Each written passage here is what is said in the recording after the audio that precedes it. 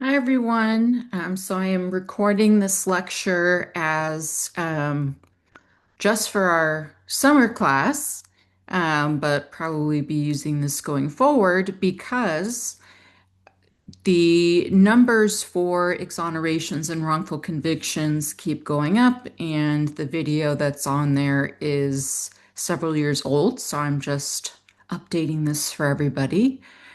So welcome to class, our 2026 summer class is when I'm recording this, end of June.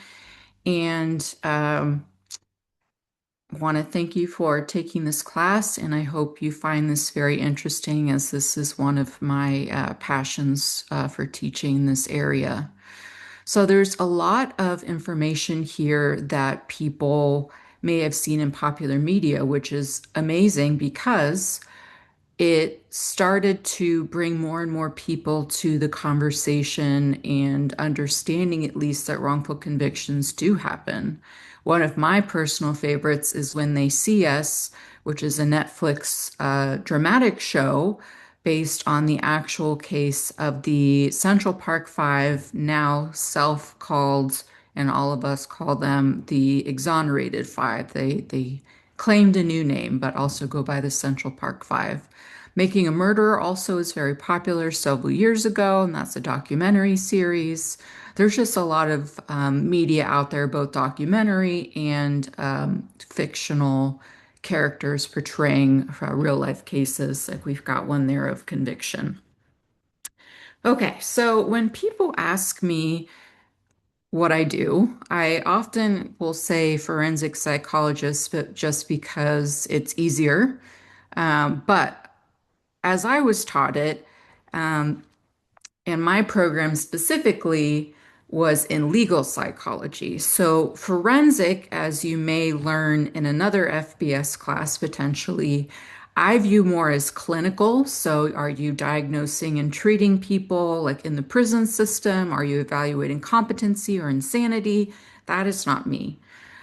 What I tell people I do is I study things related to wrongful conviction. So I'm a legal psychologist. I have a PhD in psychology and legal psychology. And really, what we do is we combine psychology and law. So we're applying psychological research and psychological principles to the criminal justice system and the civil justice system to hopefully help inform and improve the system. So I really like this because it's directly applied and that we can see tangible benefits with like new laws and things like that, which is amazing to see.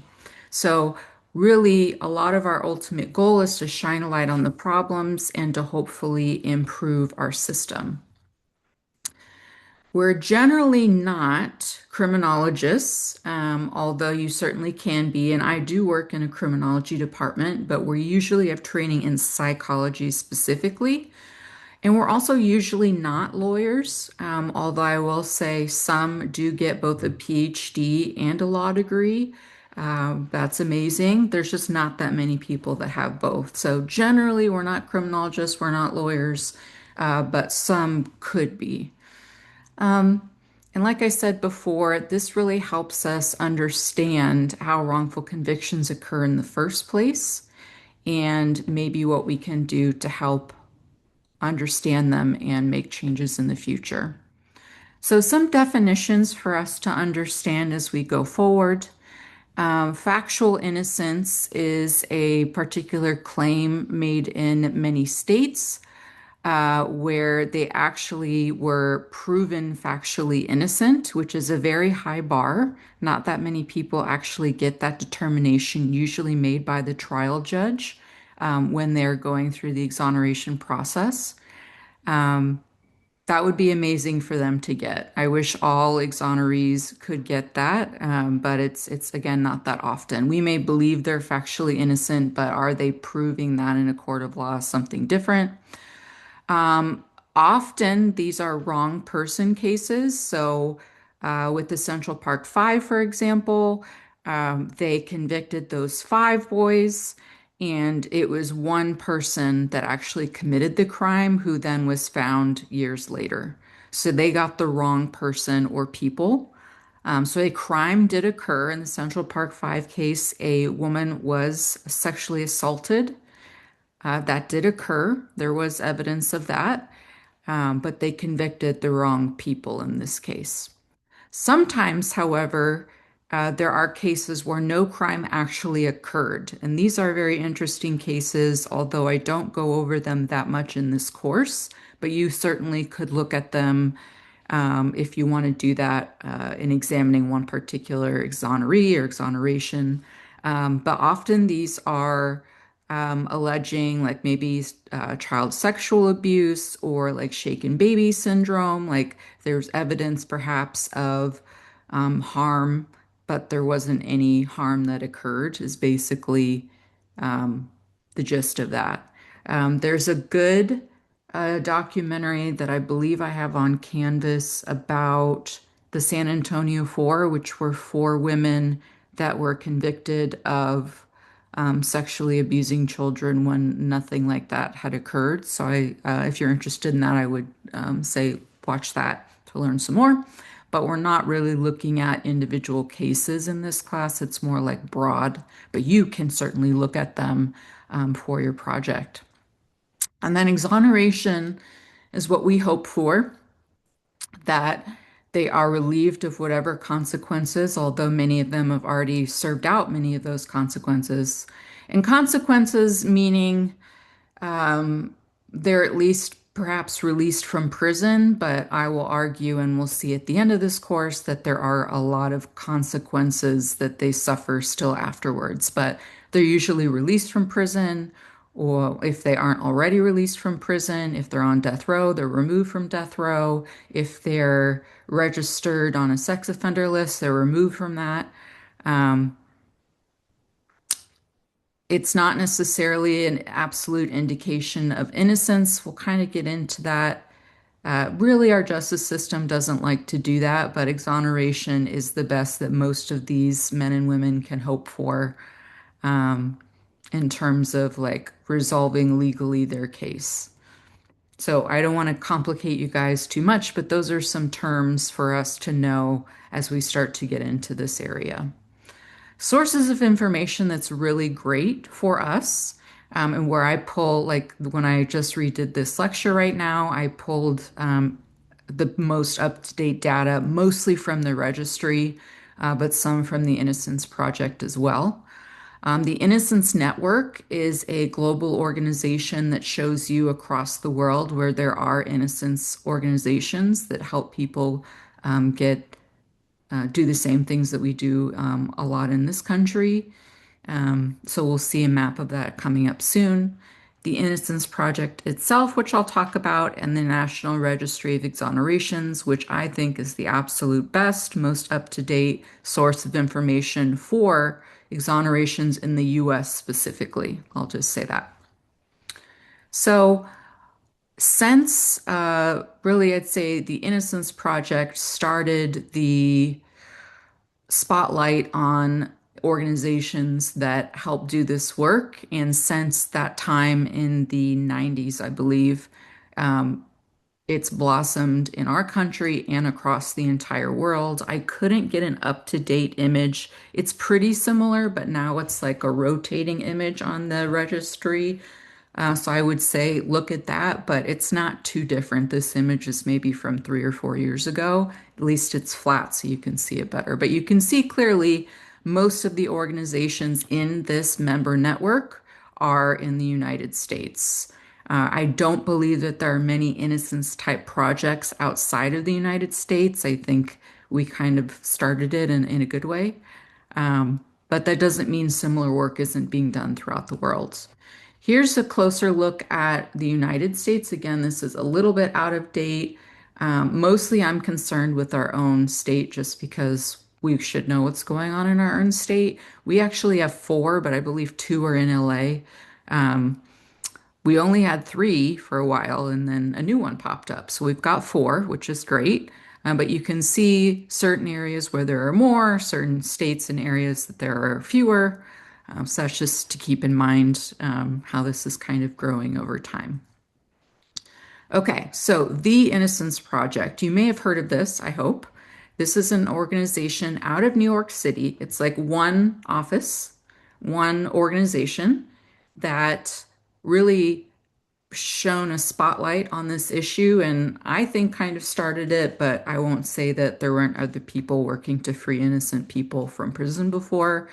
But this was the first organization that really put a spotlight on it and used DNA evidence to help free wrongfully convicted people. So let's say, like in the Central Park jogger case, a woman was sexually assaulted. They collected the semen, etc., from that woman. But at the time, we didn't have the technology to test very specifically for people. I think we maybe could do blood type and those types of things.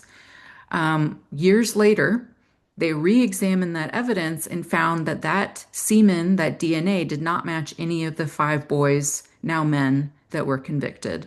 So that really started their project, and they were and are mostly working with DNA exonerations. That's like their specialty based on some of the people that work there. And so they take cases that have DNA evidence, often sexual assault and murder cases. And again, one organization out of New York. Now, a lot of different organizations that we saw on the map, they may call themselves innocence projects. Like this one that's at Santa Clara Law School, they call themselves the Northern California Innocence Project. So they'll often say Innocence Project in their name across the United States, but this one is known as the Innocence Project because they got the ball rolling. They were like the first major organization. So when we say the Innocence Project, we're talking about this one out of New York that is definitely a leader in the field, but it's just one project. Like in California, we have four different organizations or projects. So hopefully that makes sense. But they really started, they have a lot of attention in media. And a lot of our innocence organizations throughout the country work together on a variety of things. So, okay. Now, I just did this today. How many cases to date do we think, how many people in the United States specifically have been exonerated, both from DNA evidence and not from DNA evidence? So, how many people that were wrongfully convicted have been exonerated? I want you to sit a minute and think about it. If we were in class live, I would pick on three different people to give me a number, and then we'd move on from there. But I'm doing this not live, so take a moment. Okay. First off, I want to give you specifically from the Innocence Project. I just took this off their website, and the Innocence Project alone has taken part in they say 257 victories to date, 205 clients exonerated by DNA. And so this is what their one project, their one organization has done just on its own, which is amazing. I wanted to show you that as we've talked about the Innocence Project out of New York, and so I wanted to show you their work in particular. Now, what I think is the best source of information is the National Registry of Exonerations. Every time I look it up, I just Google National Registry of Exonerations. It takes you to the website, and they'll always tell you on the banner where we're at. So right now, we've got, if you look at all of them from before 1989, like from the history of our country, we have over 4,000, and with a collective years lost of more than 38,000 cases or years lost from our 4,311 exonerees. So a lot of people. This is an old page clip, but they often will put a particular case and highlight it. You can look up lots of really good information here. Now I like this because it shows you by state, so we can see how all the states are faring. So we've got at the top, the darker colors mean more exonerations. And so we see California is dark, which is great, Texas, a lot of our northeastern states, etc. And on the actual website, if you go and look around yourself, you can click on the states and learn more about them. We also have our territories in the District of Columbia here as well. Okay. I also like that they break down, they have some different interactive charts that you can do. So I wanted to show you by year of conviction. So this is when they were originally convicted. And then we've got sexual assault in blue, which is pretty low. Orange is homicide. So homicide and other kind of take over as the most common types of crime cases that they're doing. But we can see it's pretty high from the 90s until 2015. Probably because, actually, I don't know necessarily why 2015, but it often takes a while for exonerations to occur. It's not like an immediate process, so that's at least part of the reason. It's not like you're convicted today and by tomorrow you're exonerated. It takes many, many years. So that delay is because of just how long the process takes. Not saying that, like, oh, look, 2025, we don't have any wrongful convictions. That's not the case. It's just that we haven't had any proven wrongful convictions happen yet. So I don't want you to think we're doing really good. It's just that these exonerations take time. So we've got cases that were convicted up until, let's see, we're starting in the late 80s, up until about like 2015, 2016. We do have some that were recent, but this will go up. If you look in another 10 years, we'll see lots of wrongful conviction cases happening last year, et cetera, et cetera. So, anyways, just showing you this to show you a spread of the types of crimes that we're seeing exonerations. They're generally more serious crimes. They're not necessarily usually misdemeanors, for example. They're usually felonies where wrongful conviction work happens and things like that.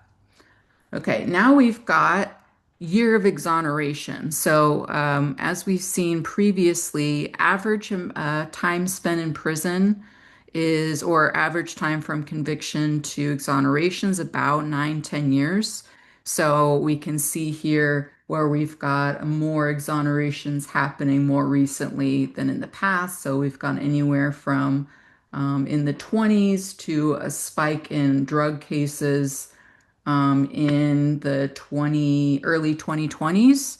Likely because we'll talk about this when we get to forensics, but that's probably because of one lab where they found there was blatant misconduct or falsifying reports, and so they exonerated a whole bunch of people because one lab was found to be doing very bad things. But again, we can see different types of crime, homicide being the top one usually. Again, because they're serious crimes, and these organizations generally try and help the people with the most serious consequences, like serving life in prison, or they received the death penalty and they're waiting for execution, right? So those are the types of cases these organizations usually help with. Not saying that less serious crimes are not wrongful convictions. It's just there's limited resources, and so they usually help the more serious cases. But there are many lower type cases, wrongful convictions, and exonerations. It's just, again, most of the time, these projects and organizations are helping the more serious crimes because they have the more serious consequences. A huge issue in this area of work is race. Not necessarily type of crime. This is just one of the charts that the registry has, but I want you to see that a lot of these cases and wrongful convictions and exonerations are of Black people. That doesn't mean that they are committing crimes at really high amounts. Generally speaking, we're seeing pretty even crime committing rates across all races that should mirror their proportion in the population. So if Black people are 20% of the population, they should be roughly 20% of the crimes committed, for example. But we see an overrepresentation of minorities, particularly Black people, in wrongful conviction cases. And a lot of work in this area focuses on why that might be. I don't spend as much time in this course just because there's just not enough time to go over everything that I would love to go over. But you'll see a lot of these cases are of Black men. And just really the inherent racism that's still prevalent in our justice system, unfortunately. And the little bit that I'll say is a lot of comparisons being made with Black male defendants and white male prosecutors, showing that really inherent racial battle that is still going on in this country, regardless of how far we've come. So I wanted to make that known and say this is an issue. I will say, when I think about this, some more recent positive things that I've seen come out of it are this type of data to overturn like state death penalties because data scientists, criminologists, etc., have shown the disproportionate sentencing, especially of the death penalty for Black individuals, particularly Black men, and using that to show it is not just. They're getting higher consequences. And states like, I think Washington is the one I'm thinking of at this moment, has reversed their death penalty and they no longer sentence people to death. And I believe they retroactively took away death penalties from those that were already assigned a death penalty that had not been executed. So people are kind of digging into that data to help show how our system is not performing in the most just way. And similar types of things are being done in the wrongful conviction realm as well. Another thing that I want to show us, because the media and things might make it seem that DNA exonerations are happening all the time.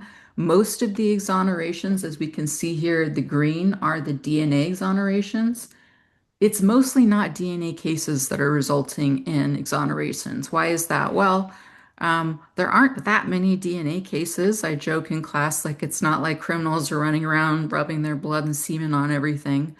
So it's not like every case has DNA. The DNA isn't necessarily preserved, so you're extremely lucky if you have cases from the 90s or early 2000s where you have testable DNA that's not degraded or thrown away for whatever reason, right? So there's just not a bunch of DNA that can be tested, and it's not super easy to test DNA either. I think we'll get to that when we look at how they get out of prison, how the exoneration process goes.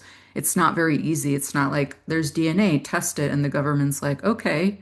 It's often a lengthy process, which is maddening. But most cases are not DNA exonerations, just so we're aware. All right, so how many cases does California have? 346. So we've got quite a few. I view that as a positive thing because we have to be aware that wrongful convictions are happening across the United States. Just because a state doesn't show any doesn't mean that there aren't any. There's perhaps a myriad of reasons why those states have fewer no innocence projects, as we likely saw earlier on those maps. Some states had none, maybe politically, etc. It just is very difficult to prove cases in those states. But in our state, there have been many that have had success, which is nice. Again, reflecting the graph I just showed you, most are not DNA cases. So that's okay.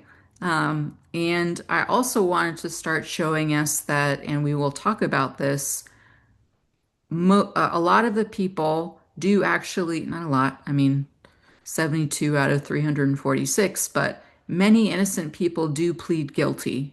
And we're going to talk about why that is. As we may have heard in other crim classes, our justice system really is a system of pleas. 95 to 98% of all criminal cases are pled out. They do not go to trial. And so it's not surprising to see that innocent people plead guilty, and we'll get into the whys later in this course. But just because they plead guilty or confess to a crime does not mean that they're guilty necessarily. This is also from the website. This kind of sets us up to talk about quite a few of the factors that are separate sections of this course. Mistaken witness identification is about 25% of all cases. False confessions, maybe 12 to 15%. Perjury or false accusation is one of our higher ones at over 60%, false or misleading forensic evidence, about 30%, and official misconduct, including police and prosecutors, are generally the most common ones. That's also a little bit under 60%.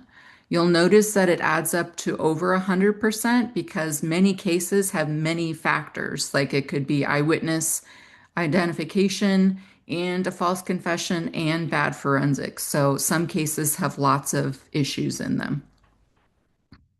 So this kind of sets us up where we're going to be talking about different parts and different aspects of how these things happen.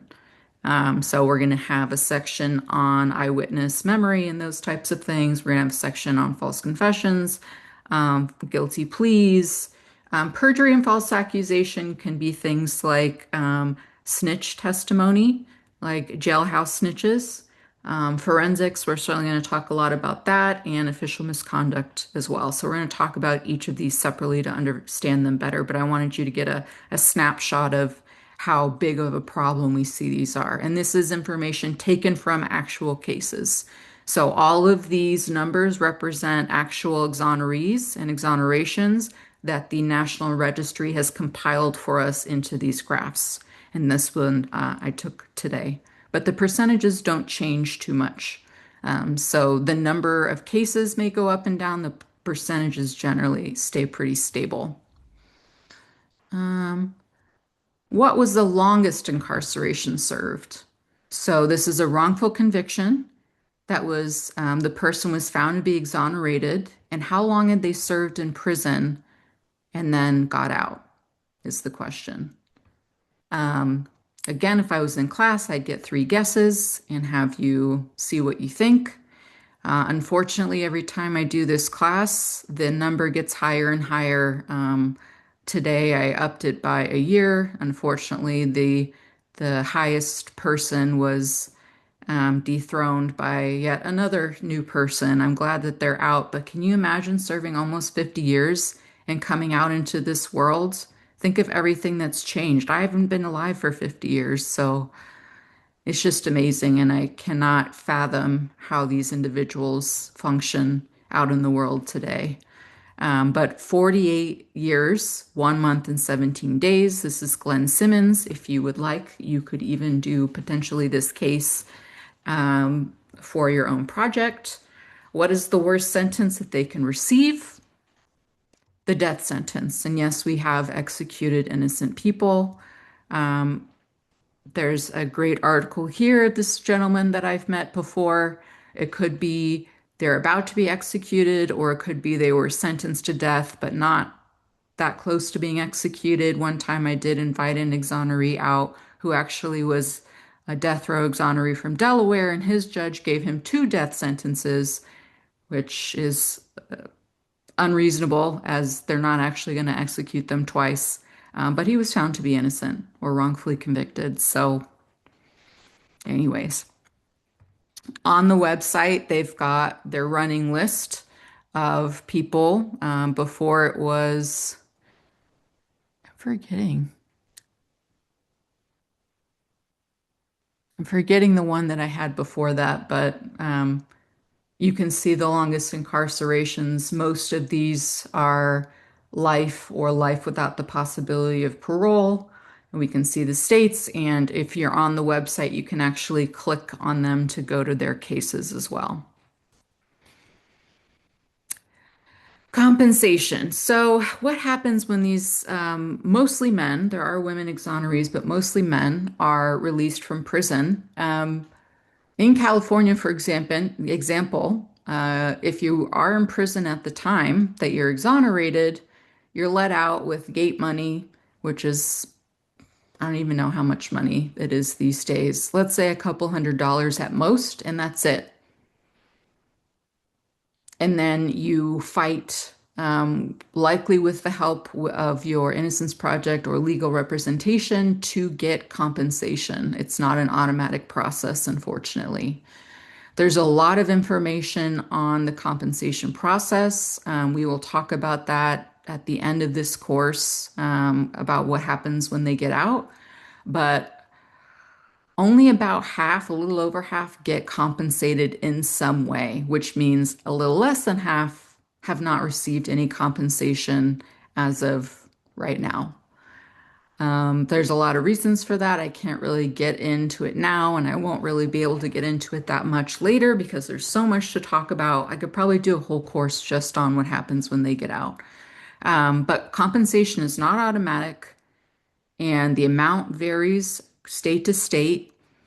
Speaking of states, not every state has a law to compensate those wrongfully convicted.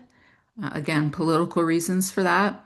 And you will see if you want to look at what it looks like state by state. I've linked here to a document from the website that shows state by state what people could receive. So some states cap it per year or just total. Some states you could potentially get millions of dollars. Some states they cap you at like 30,000, even if you served 50 years, right? So it's a little maddening to see. There's a lot of room for improvement here, but not every state compensates. It's not automatic. And we'll talk about how they can get money. Some you can get from a state statute, like a law. If you have proof that like the state did something wrong, like they hid evidence, you could sue the city or sue the state. In a civil lawsuit, those generally are higher compensating amounts.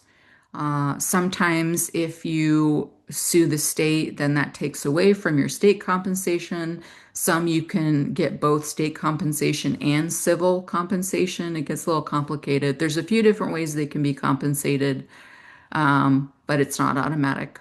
Another thing that I don't say here, I guess, but I'm thinking right now is their record isn't automatically expunged of that wrongful conviction, which again is like, what? How is that possible? That should be a given, but it's not. And now with social media and looking up newspaper articles and things like that, even if your record is expunged, you likely have a digital footprint now that will follow you potentially the rest of your life, even if you are found to be exonerated. Anyway, so I could go on and on about that, but I'll stop there. What do we know about the prevalence of wrongful convictions? Well, we'll never know until we have the ability to see the future, know everything, and it's just not possible. But we have estimates. So different people have estimated from 0.5 to 5% of all felony convictions involve innocent suspects. So if you extrapolate from the numbers, that's quite a lot of people. There was a report from the National Academy of Sciences that said about 4% of capital convictions, so that's death penalty case, may involve wrongful convictions, which should not be a thing that we're okay with, in my opinion. That's a lot of people, and you wouldn't want to be one of those people or one of your loved ones be one of those people. And just as a thought exercise, if the error rate is 1%, which arguably is pretty good, we know our system isn't going to be perfect. That still means that we have at least 20,000 innocent prisoners in the United States serving time at this moment, at least, which is a lot. So realize there are a lot of innocent people in prison, and we'll never know the true number. Um, the databases that are out there are skewed. There's different reasons why they include and don't include different cases. As I tried to say before, they're not representative of all crimes. These projects tend to focus on felony cases. They tend to focus on those with longer sentences, life, death sentences, life without the possibility of parole. That doesn't mean that there aren't wrongful convictions and misdemeanors and things like that, right? So realize that it's not a perfect view of what's going on, but it's the best that we have. So I just want you to be aware of that. Um, I kind of mentioned a few of the common contributing factors based on that graph, but just to kind of name them out, we've got eyewitness misidentification, which we'll be covering, false confessions covering, coerced guilty pleas we'll be covering, definitely forensic issues we're going to cover, snitches and incentivized informants we're going to cover, police and prosecutorial misconduct we'll cover, poor defense lawyering we'll also cover. Um, and then new, but we won't be covering just again because there's not a lot of time, and these are probably going to be the cases that are happening in the 2020s, 2030s, etc. Is our new increase in surveillance. Like I had my thesis student this year did a thesis on facial recognition technology related to bias and wrongful convictions. So there's going to be a lot of those types of cases that come out. We already see the problems, and police agencies are just putting in these technologies and using them without understanding how they can go wrong. So those are the wave of new cases that we'll probably be seeing going forward. So I encourage you to look into that yourself. As I said before, there's a lot of struggle and impact that these people have once they get out in prison and then once they get out of prison. Um, there's numerous struggles that they have, mental health, physical health, employment, housing, stigmatization. There's just so many things that I can't talk about in this moment, but we'll talk about in that last section. It infects so many people, not just that person, but their family and friends, not just the actual perpetrator, and also the original crime victim and their family and friends. So the cost emotionally, physically, etc., is wide ranging. And then another thing to think about that we won't really be talking about specifically in this class, but realize when we have wrongful convictions, not only is that money basically lost from the original prosecution, all that money that the state spent, and then there's the money from the state that they had to do when the exoneration process was going on, because sometimes they retry cases or they're putting up a fight along the exoneration process.